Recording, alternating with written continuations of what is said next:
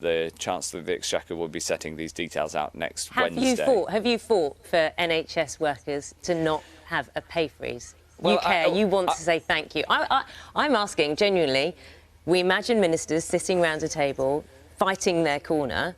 Have you fought for your corner, for the NHS, which you are saying thank you to? Well, I always fight for the NHS. Have you fought for them to be exempt from the pay freeze?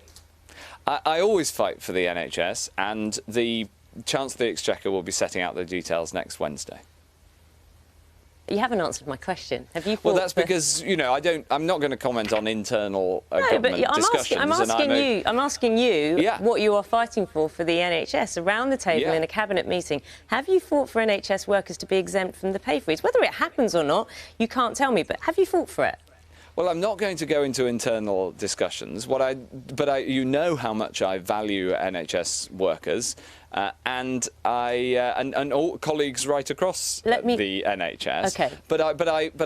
I'm afraid I am going to respect cabinet confidentiality, as I always do, and instead allow the Chancellor of the Exchequer to set out the details, because then he can set out the broad landscape, because of course, as well as a very tough situation when it comes to health this year with the coronavirus, there's of course an incredibly tough economic situation as well. Do you think, so when Sarah emailed us this morning, a comment and a question for you, she said, how can the government dare think about freezing the pay of public sector workers at a time like this?